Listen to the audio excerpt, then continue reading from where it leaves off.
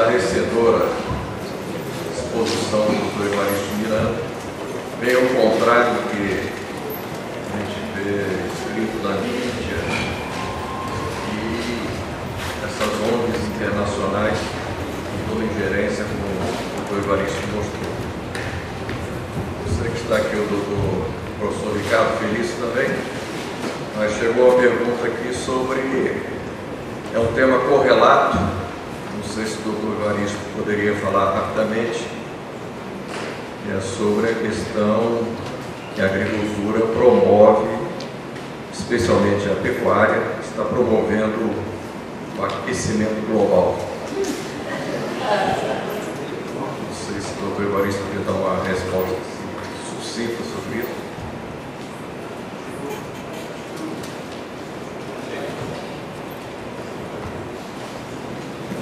Alô? O Ricardo pode até comentar melhor, mas é simples. Eu escrevi um artigo há pouco tempo sobre o Lavoisier. Lavoisier foi um dos sujeitos mais extraordinários que já existiu, um cientista impressionante francês. Um nobre, né? Foi executado pela barbárie que foi a Revolução Francesa, né? Não existe nada mais bárbaro na história do Ocidente do que foi a Revolução Francesa.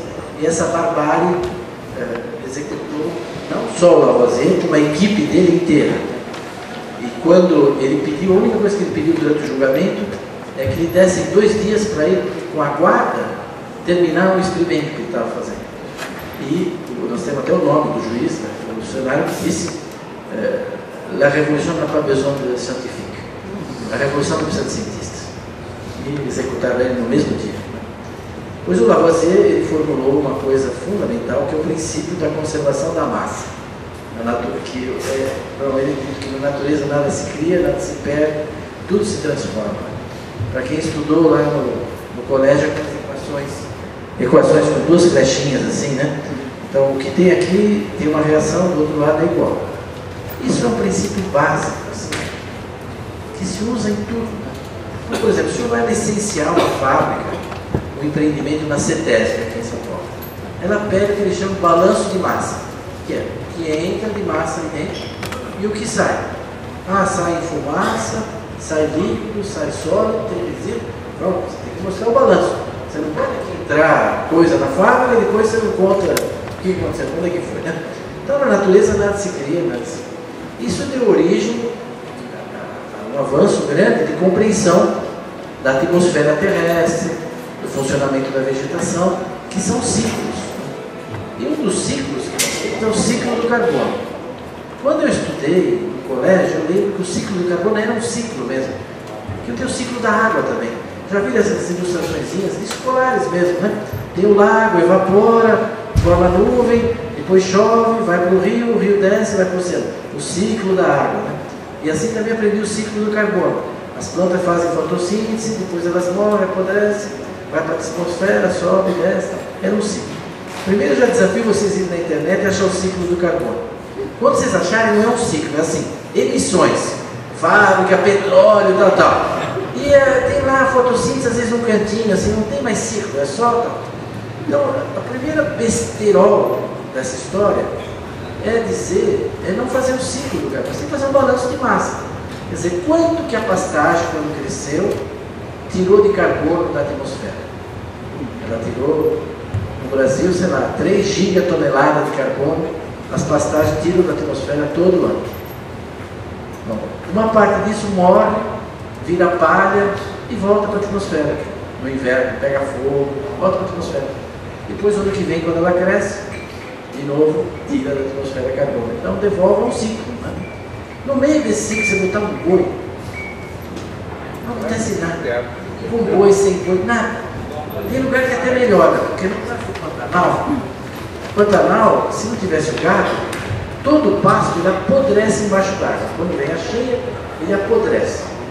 E para quem conhece a área, esse carbono vira metano. Vai para a atmosfera sob forma de metano no ambiente anaeróbico que tem oxigênio. E que é um gás mais perturbador, vamos dizer assim, que o CO2. Mas o gado comendo, ele vira CO2 pela respiração do gado, vira carne, vira osso. Então, o jornalista que está ali, o Richard, tem um livro sobre essa impostura, né? do aquecimento global, do CO2. Eu até podia mostrar aqui, eu trouxe uns slides sobre essa questão do aquecimento global, né? Que é uma coisa que os geólogos dão risada, os oceanógrafos dão risada, todo mundo dá risada, mas tem uma turma da climatologia que se leva a sério e fala essas coisas, né? Eu não queria entrar muito nesse detalhe, mas quem faz isso, esses estudos, é o IPCC, que é o painel internacional de mudanças climáticas, né? Esses trabalhos têm seus méritos, tem muita coisa interessante lá dentro, né? Mas assim, a pessoa falar que está vendo aquecimento global, porque 1.247 cientistas assinaram que está vendo, não precisa, basta um, demonstre. Em ciência a gente trabalha não com mostração, com demonstração. A ciência não se faz para abaixo assinado. Não, abaixo assinado, o cientista disse que isso aqui acontece. Não. Um cientista demonstrou, acabou. Ninguém mais discute. Mas nunca ninguém demonstrou nada. Então nós temos esses abaixo assinados, né? E o último relatório, o penúltimo, ele foi objeto de um monte de controvérsia. Se descobriu que tinha muitos erros, muitas mentiras. Eu não vou entrar aqui no detalhe, o Ricardo ia falar disso amplamente, a ponto de eles criarem um painel à parte para revisar todos os métodos. Até aqui o nosso presidente da FAPESP, né, participou, foi parte desse painel, para revisar dadas as mentiras, os absurdos que tinham lá dentro, desse relatório, né? O fato é que eles trabalham com modelos para ver e faz hipóteses. O que acontece com o clima? Se fizer isso, mais carbono, menos. Eles fazem cenários e eles têm modelos para isso. Eles têm uns 35 modelos no mundo para simular o planeta. O que acontece se puser mais CO2, menos CO2. Desses 35, se eu não me engano, 21, eles meio falam a mesma coisa. Então são os 21 que eles usam. Mas eles mesmos têm a hombridade de apresentar um gráfico. O pessoal mostra. A primeira coisa que mostra é que vocês podem sair daqui que fala com a mudança climática. Eu tenho duas boas notícias para dar. Primeiro é que na zona intertropical, mesmo segundo eles, não vai acontecer nada. Pode olhar lá, nada. Vai acontecer lá no Alasca, no urso polar, na Rússia. Na zona intertropical, nada. No Brasil, particularmente, nada. Então, pronto, já esse capítulo está encerrado. Segundo, eles têm um gráfico onde eles têm a honestidade de dizer que os modelos só fazem previsões para o planeta. Por exemplo, os modelos, você fala, se a temperatura subir tanto, o que acontece com o planeta? Bom, os 21 modelos falam mais ou menos a mesma coisa. 21 modelos assim, 2 modelos do chinês, um modelo de alemão, um modelo do russo, um modelo dos americanos da Universidade tal, etc., do Canadá, eles falam mais ou menos a mesma coisa. Se subir a temperatura tanto, vai acontecer isso aqui com o planeta, os 21. Mas se você perguntar, e no hemisfério norte? Se for só o hemisfério norte, aí já os 21 não concordam. Uns falam uma coisa, outros falam outra. Você fala, não, mas e se for no hemisfério sul? Também depende.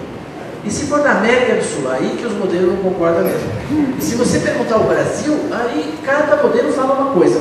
Então eles têm a honestidade, não sei se está vendo esse gráfico para quem é da área, de dizer o seguinte, quando você fala em escala global, os modelos coincidem assim 90% para prever chuva. Se você fala em escala hemisférica, eles já estão no 80%. Se você vai falar em termos de continente, só metade, entendeu? Quando você chega na escala local, nem 30% deles concordam. Então isso está lá no IPCC, está no relatório, que ninguém nunca mostra, né? Faço questão de mostrar, até para salvar um pouco a pele de alguns que trabalham lá, que tiveram necessidade. Por isso, quer dizer, o IPCC não permite fazer previsões para um país. Então eu tenho dito em eventos, o Climate Change, o ano retrasado, eu falei, estava o diretor do Climate Change, estava o secretário-geral do Greenpeace lá, e eu falei, o IPCC para planejar agricultura não serve para nada, absolutamente para nada, não serve para nada mesmo, porque como é que eu programar, pensar a agricultura do Paraná, se ele não consegue prever nem o hemisfério sul, ele só fala do planeta, ele mesmo diz isso lá, né? Então, bom, você não se preocupe porque eles não sabem, não faz parte do... né? Então, eu acho que a gente, diante das manipulações todas que aconteceram, sabe? Eles previram que as geleiras do Himalaia iam desaparecer em 35 anos, né? Depois corrigiram, era 350. Eles previram que com o aquecimento as ilhas do Pacífico vão submergir na água. Mas acontece que os corais, com o aquecimento, eles crescem mais rápido. Eles estão crescendo mais rápido, estão saindo da água. Então, tem um estudo da Alemanha, enfim, um estudo seríssimo da Alemanha, sobre o crescimento dos corais acelerado com questão de temperatura. Pelo contrário, as ilhas estão crescendo mais rápido que o mar, né? Enfim, os dados da Rússia, que deu aquela confusão, na Rússia, o fim da União Soviética, então os dados não entraram das Rússias, né? Muitos dados russos não entraram, ficaram sendo coletados lá na Sibéria, tudo, no Vostok, mas não entraram. Depois que a Rússia deu uma arrumadinha na casa, os russos chegaram e falaram, tem que pôr os dados da Rússia, né? É como se a gente falasse assim, o Brasil põe só os dados do Nordeste e não põe o Rio Grande do Sul. Mas faz frio também, né?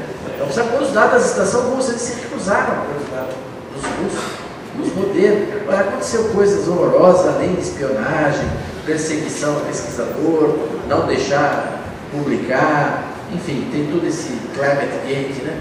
Então, olha, é um terreno assim que já mostrou a falta de ética. O coordenador foi acusado de estupro, tentou estuprar, você sabe, quer dizer, claro que isso não vai depor sobre o trabalho técnico, mas o personagem, né, o Yu, que recebeu o prêmio Nobel, né, da paz, etc e tal, bom, acabou na cadeia também, né?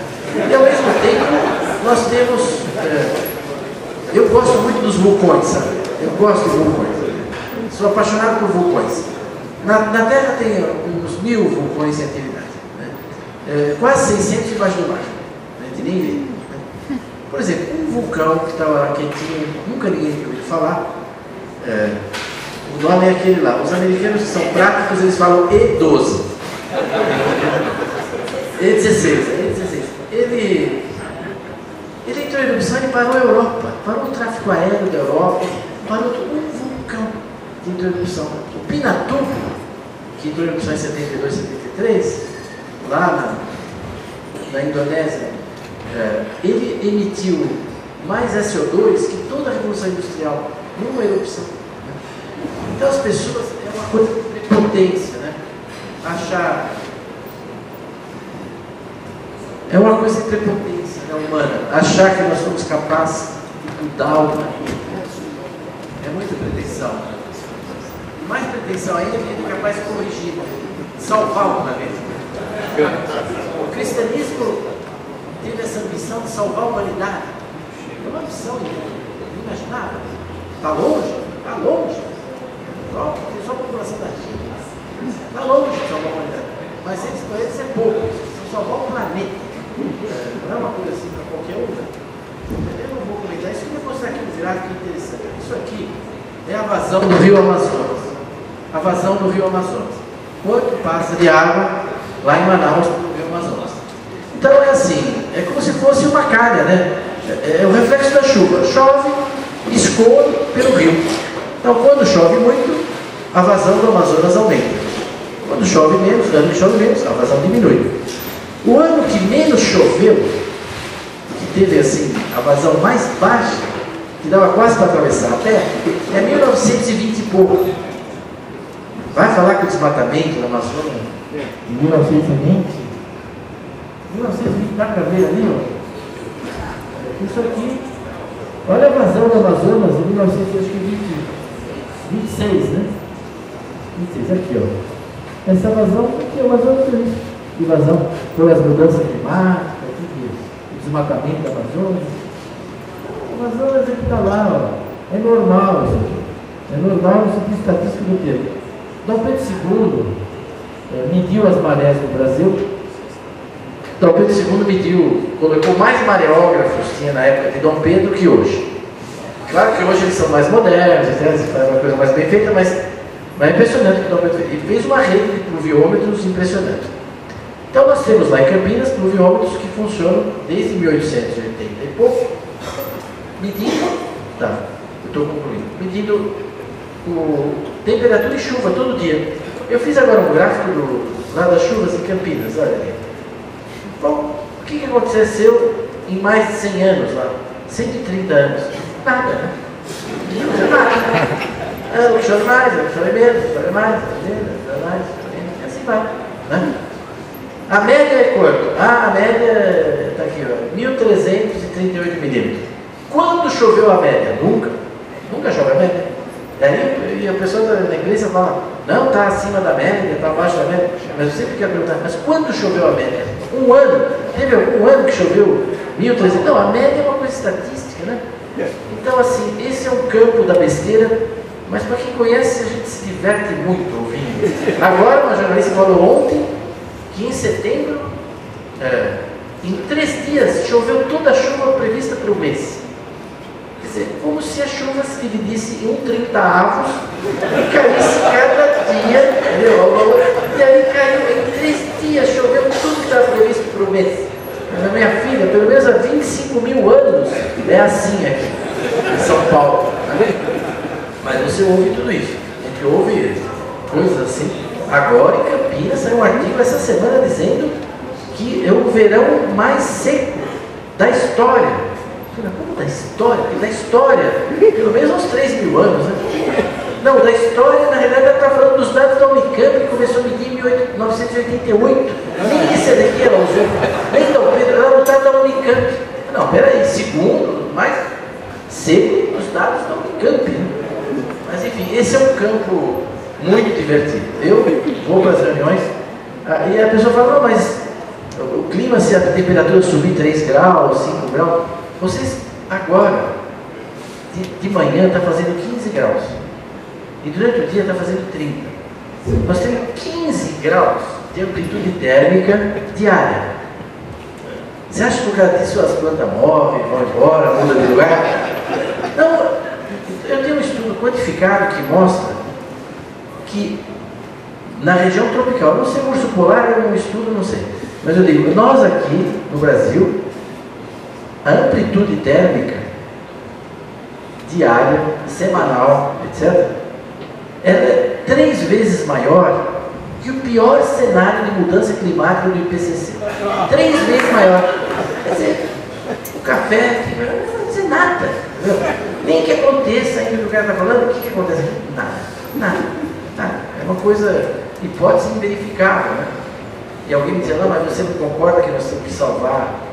Eu falei, não, os agricultores estão de acordo para salvar o planeta daqui 50, 100 anos.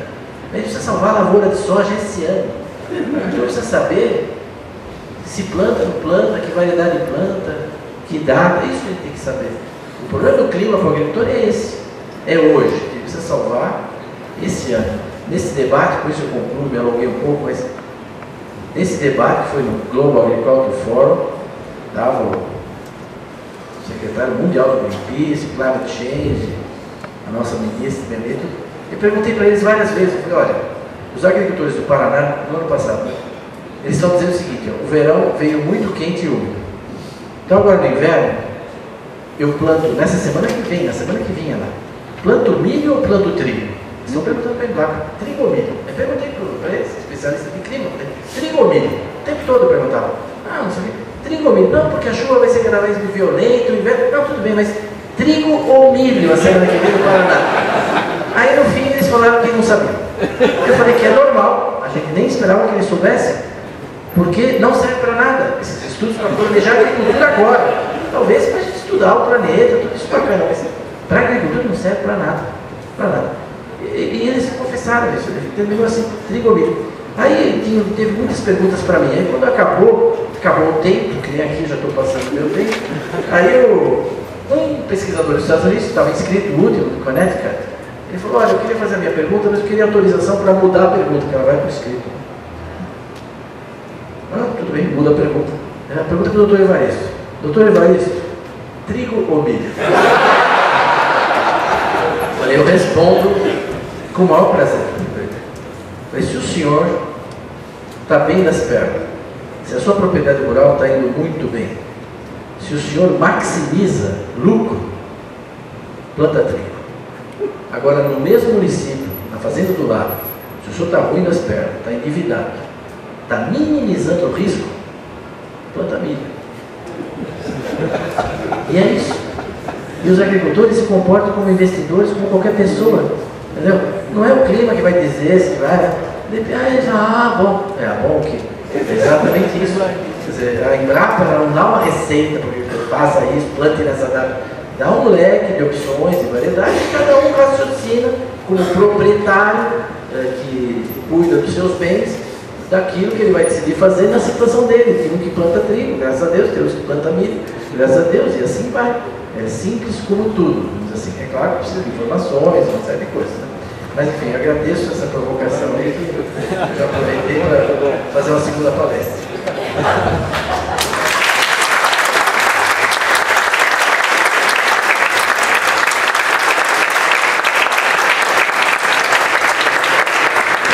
Agora tem, além do trigo e milho, tem o etanol. Qual a sua opinião sobre a produção de etanol no Brasil? Eu sou totalmente favorável à produção de etanol, acho fundamental. O país tem que avançar ainda mais nisso, nós temos toda a tecnologia, todas as condições. Por quê? Porque nós temos uma agricultura de ciclo longo. Então, no Brasil, a cana, ela faz fotossíntese 11 meses no ano. Então, a gente pode produzir energia. O dendê, ele faz fotossíntese 12 meses no ano. Então, a gente pode produzir biodiesel. A mandioca, 11 meses no ano. Nós temos culturas de ciclo longo. Nos Estados Unidos, no Canadá, na Europa, só dá para fazer 3 meses de fotossíntese. Aí vem o outono, vem o inverno. Então você não consegue produzir energia com a agricultura nos países temperados. Mas nos países tropicais você tem toda a condição já astronômica para isso. Em segundo lugar, nós temos toda a tecnologia. O país, aqui em São Paulo, em 1925 já tinha ensaio com carros com etanol, com álcool, né? Então a gente tem uma história grande, toda essa tecnologia evoluiu. E esse carro híbrido, elétrico, álcool, é realmente uma solução para o futuro, em matéria de limpeza do ar nas cidades, tudo. O carro elétrico não, porque você precisa ver de onde vem a energia, porque se você está gerando energia com termoelétrica, você só muda o lugar da poluição, em vez de ser na cidade, é na termoelétrica. Na Europa, você quer termoelétrica, sim, mas a energia é gás da Rússia, está queimando gás, eles queimam gasolina, queima gás, porque no Brasil não, a energia elétrica é bastante limpa ainda, né? Então eu sou muito favorável ao etanol, inclusive ao etanol de milho. A gente faz etanol com milho, quando a gente faz etanol com milho, tem toda uma cadeia proteica que continua ainda existindo, um monte de produtos proteicos derivados do milho, e uma parte vai para etanol, você pode armazenar, pode fazer um monte de coisa como eles fazem nos Estados Unidos. E poder fazer etanol de soja, que também está começando agora, plantas disso, né? Então, fazendo etanol de segunda geração, uma planta em Alagoas, uma planta aqui em São Paulo, que faz com a palha da cana, né? E transforma isso em etanol, em energia. Então, essa é uma área que vai continuar se desenvolvendo. Infelizmente, esse programa foi destruído pelo governo passado, que manteve esses escândalos todos da Petrobras, o preço fixo da gasolina, e destruiu um setor genuinamente nacional, de tecnologia nacional, etc. Mas agora melhorou um pouquinho, estamos retomando aí muita coisa, né? Eu sou totalmente favorável a isso. Posso mostrar estudos que não competem com a produção de alimentos, nada, né? E é uma porcentagem só da cana, 40%, 45%, que vai para o etanol. O resto é alimento, é açúcar, né? O resto a gente faz açúcar.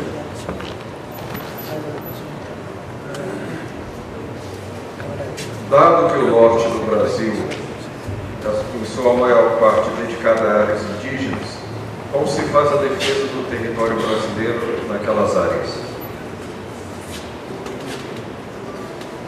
Eu acho assim, nas áreas mais críticas desse ponto de vista, a defesa se faz com os índios. Porque onde não houve envenenamento das mentes, o relacionamento das Forças Armadas com as populações indígenas é excelente. Se vocês forem lá em Surucucu, na cabeça do cachorro, a tropa que está lá é toda feita de índio, se comunica na língua deles, traz os conhecimentos deles para a defesa, trabalha com a defesa. Então, se não atrapalharem o trabalho das Forças Armadas, são os brasileiros. Uma das coisas emocionantes que eu tive na vida foi duas coisas que me aconteceram em Roraima. Uma vez no meio do mato apareceu um objeto quadrado estranhíssimo. Não era para ter ali uma rocha quadrada, parecia uma coisa em cima. Quando a gente chegou lá em cima, a gente estava andando no Parima, na fronteira, não sabia direito onde estava. Quando foi lá, estava lá, Império do Brasil. Tinha uma coisa, um marco de fronteira da época do Império, lá, no meio do mar. E a outra é essa história do Rondon, que encontrou esse cacique lá, também do lado do Panima, e ele falou, bom, mas tem o problema dos hispânicos aí, toda essa história. Ele falou, mas nós vamos embora, né? Mas quem vai defender o Brasil é o senhor, né? E deixou o bastão dele de general, está lá com esses índios até hoje. E eu dou o meu bastão para o senhor vai defender o Brasil aqui, né? E é um gesto impressionante que o Rondon fez, né? E eles guardam isso como uma coisa sagrada, não é? Então acho que nessa fronteira a gente tem que continuar defendendo com os brasileiros, com a população, etc, né? O problema é quando eles impedem as Forças Armadas de desenvolver o seu trabalho, né? Sonegando recursos, né? Coibindo a atuação, ou pior, empregando ela em tarefas que não é a finalidade e princípio, né? Da defesa, né? Mas mesmo assim, nossas fronteiras, desse ponto de vista da integridade territorial, acho que elas estão muito bem cuidadas, tanto por terra, por água, como por ar.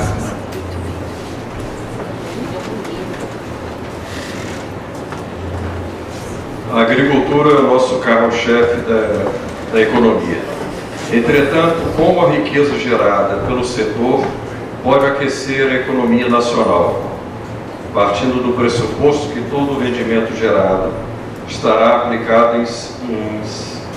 no seu negócio ou aplicado no mercado de capitais ou no exterior. Essa parte final que foi falada, isso aí não representa 15%. Não representa 15%. O dinheiro vai todo para as indústrias de máquinas, de implementos agrícolas. O dinheiro vai para todos os trabalhadores que estão trabalhando para construir, fazer pneu, fazer trator, fazer máquina. Vai para todos que trabalham nos laboratórios, produzindo vacinas, produzindo remédios, os que trabalham nas fábricas de ração, os que trabalham na área de fertilizante, na área de defensivos agrícolas, quem trabalha nos sistemas de irrigação, quem trabalha com internet, com sistemas de gestão, de contabilidade, com drone, com monitoramento por satélite, com previsão agrometeorológica. A agricultura, ela alavanca, hoje no país, ela é 25% do PIB, mas ela bate em metade da economia com tudo que tem acima, na montante da agricultura. Tudo que ela financia, o dinheiro dela vai para pagar tudo isso. Pagar irrigação, pagar energia elétrica, pagar imposto, pagar governo, pagar tudo. E na jusante, né, como se diz aqui na Fiesp, eu sou membro aqui do COSAG da Fiesp, eles sempre falam, a agricultura é a princesa da Fiesp. Ninguém vai falar a ministra, a presidenta, né? É a princesa da Fiesp. Porque sem agricultura, toda indústria agroalimentar não existiria. Toda indústria agroalimentar, tudo que você vê no supermercado, nas prateleiras, até 80% que tem no supermercado, não existiria se toda a indústria agroalimentar de laticínio, de tudo que você imaginar, sem agricultura, né, não existiria, né? Mas toda a indústria calçadística, de couro, não existiria. Não existiria indústria automobilística, porque hoje todas as pastilhas de freio é com fibra de coco. Todo isolamento térmico não é mais com lã de vidro, é com produto agrícola, não é? Os pneus são de borracha, o combustível é o etanol, e várias partes do carro são com plástico. É obrigada uma taxa de 10% dos plásticos, tem que ser plástico renovável, que vem da cana-de-açúcar. Quer dizer, hoje o carro é um produto em parte do agronegócio, né? E tem toda a indústria têxtil do Brasil, as roupas, o vestimento. Então a agricultura hoje, ela alimenta, veste e locomove o brasileiro. Então o dinheiro da agricultura é um dinheiro enorme. Esse dinheiro que o produtor reinveste no seu imóvel é muito pouco dentro disso, é muito pouco. Chega a ser nada hoje, no caso da soja no Mato Grosso, tal o endividamento dos agricultores e a dificuldade que eles enfrentam. Então realmente a agricultura, o setor é rico e próspero, e os agricultores do Brasil são pobres e vivem apertados. Os produtores de soja vivem apertados. Quem ganha é a BASF, a Bayer, a Pioneer, todo mundo, né? John Deere, todos. Mas assim, o agricultor, não. E uma coisa que eu gostei muito esse ano, eu fui lá em Nomitox, você conhece lá a exposição, né? Lá agrícola, agropecuária do Rio Grande do Sul, tudo muito organizadinho, limpinho, coisa bacana. mas era de ver jovem agricultor, com os carrinhos de neném, né? Você vai aqui no AgriShow, você vê gente adulta, idosa, fazendeirão. Ah, não, jovem, agricultor, que estão ligados à terra. E esse foi um ano de safra muito cheia no Rio Grande do Sul. E esse dinheiro que eles ganharam, o que eles fizeram? Foram para a Flórida passear? Compraram um apartamento lá em Florianópolis? Não, estão comprando máquina, investindo na agricultura. O que eles ganham, eles investem na agricultura. Então, não, a agricultura era que arrancou o PIB esse ano aí, esse avanço do PIB veio do setor, mas o setor é amplo. A gente, quando fala, tem que olhar toda essa cadeia, na montante e na jusante, né? O produtor está ali no meio, né?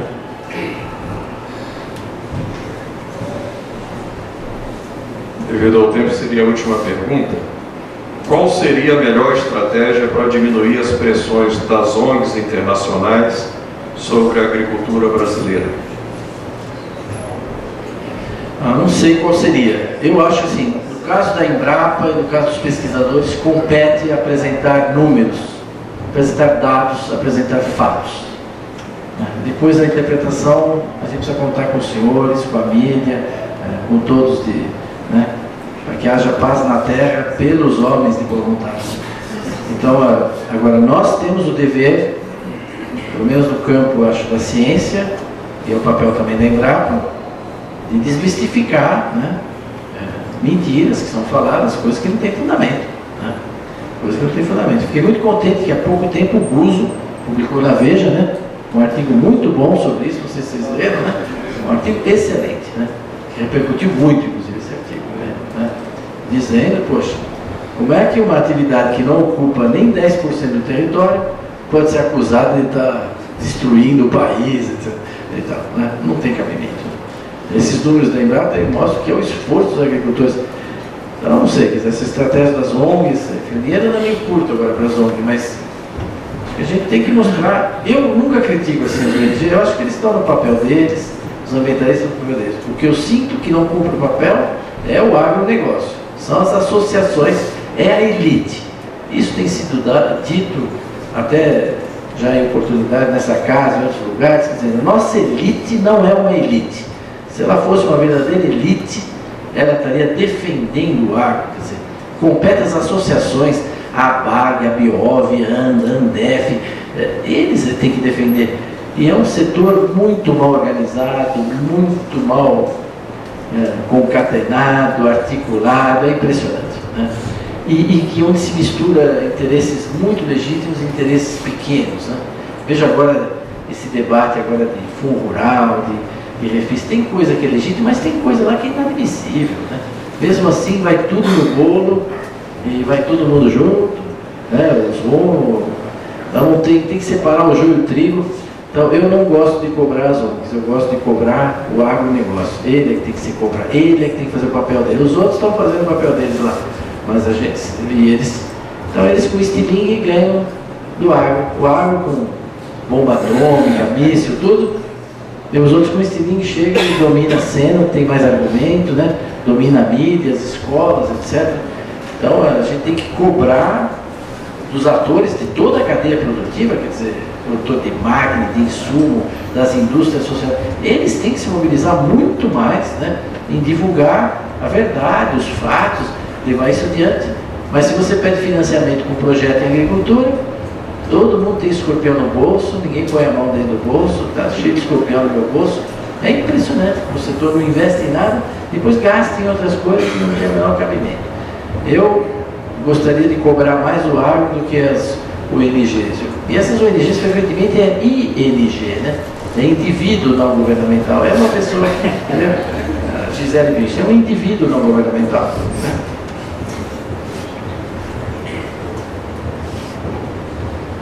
Vamos pedir agora as palavras finais de Sua Alteza Imperial, Dom Bertrand de Orleans e Bragança.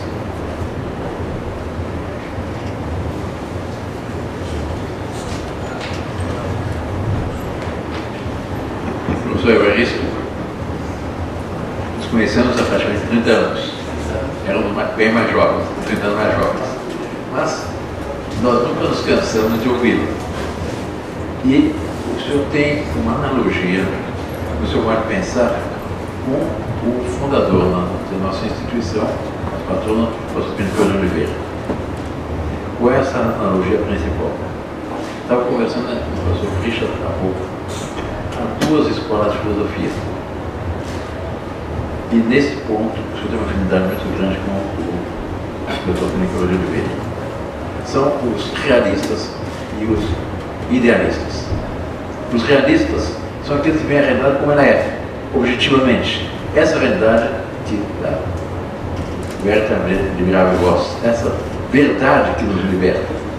Nós todos aqui sentimos um alívio muito grande ouvido, porque nós vemos o absurdo que está sendo criado por essas ONGs, por esses idealistas. Os realistas, na verdade, dessa verdade, tiram grandes conclusões, sobretudo iluminando pela fé, que é uma outra característica sua. O professor Pinto Oliveira, matéria filosófica, matéria sociológica, matéria econômica, é a mesma escola. E nada trabalha a verdade, a realidade, para chegar às conclusões mais elevadas. São Tomás de Aquino. São Tomás de Aquino também, a partir das realidades mais concretas, mais banais, para chegar às conclusões mais elevadas. E nesse ponto é que nós temos uma muito grande afinidade, porque nós vemos no professor Batista Miranda um realista. É parte da realidade como ela é, sem ilusões e sem medo de ver a realidade. E o grande alívio que nós sentimos nessa palestra é exatamente ver qual é essa realidade e ver como há uma afinidade entre o seu combate, mostrando essa realidade, e também o combate que o professor Pinto de Oliveira fazia, também baseado na realidade, em defesa do Brasil, em defesa da cristandade, contra essas utopias revolucionárias, utópicas, desses idealistas, que têm uma ideia e querem aplicar de cima a baixo. E que as consequências quais são? O caos no qual o mundo atual está. Porque nós temos uma civilização que teve a pretensão, nós vimos uma época histórica, teve a pretensão de organizar-se como se Deus não existisse. Abstraindo de Deus, abstraindo da natural, da lei natural, dessa realidade que daí foi a consequência, caos absoluto, em matéria econômica, em matéria social, e as barbaridades que nós estamos hoje assistindo. Nós estamos iniciando uma campanha de Pinto de Oliveira contra uma dessas monstruosidades desses idealistas que tem uma ideia e querem aplicá-la de cima a baixo de uma forma forçada, que é essa ideologia de gênero, que é uma monstruosidade. E estando na base curricular, nacional curricular, do Ministério da Educação, está sendo impulso. Aqui foi recusado pelo Ministério da Educação, foi recusado pelas audiências públicas do município, que é a obrigatoriedade da ideologia de gênero, agora estão querendo impor o Brasil. Porque é uma ideia absolutamente abstrata, sem nenhuma base na realidade, mas que contraria profundamente a proposta de Deus da criação. E contraria profundamente, que não tem base nenhuma na realidade. E aí, nosso contentamento, professor Francisco, e nossas felicitações por essa brilhantíssima conferência, que nos mostra o que é o Brasil, o potencial fabuloso do Brasil, o que seria o Brasil se não fosse influenciado por todos esses idealistas no sentido filosófico da palavra. Nós somos profundamente realistas, e nós vemos a realidade, nós gostamos de ver a realidade, nós temos alívio em ver a realidade. E felicitamos o seu trabalho na direção de toda uma área de cientistas brasileiros, verdadeiros cientistas verdadeiros, não só com suas palestras aqui no Brasil, mas em todo o mundo, mostrando o que é o Brasil, quais são as potenciais, qual é o potencial do Brasil em defesa da nossa pátria. Portanto, meu caro Evaristo, como eu chamo de nos conhecemos quando era muito jovem, muito obrigado por essa palestra, minhas felicitações, e que Deus nos recompense o seu trabalho. Que a Santíssima Virgem, também é muito devoto, o proteja sua família e o ajude a continuar essa batalha em defesa da nossa pátria, que tem uma profunda afinidade com o nosso ideal, com nossa luta também, em defesa do que? Da cristandade. A única solução dos problemas atuais está na restauração da cristandade, na restauração, na aceitação da glória pós-poder na criação e no respeito a essa ordem. Se isso respeitar, tudo se resolve. Se não for isso, não há solução no Brasil, não há solução no mundo, as coisas só se agravarão. Portanto, mais uma vez, muito obrigado.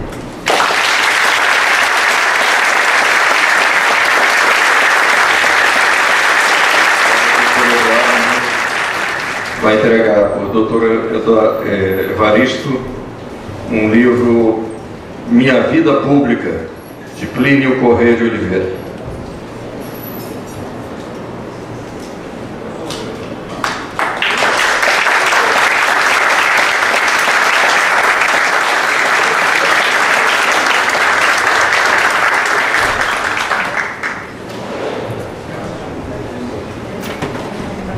Está encerrada a sessão, convidando a todos para um pequeno coquetel para fazermos os contatos. Muito obrigado, uma boa noite. Agradecer ao doutor Evaristo e a todos.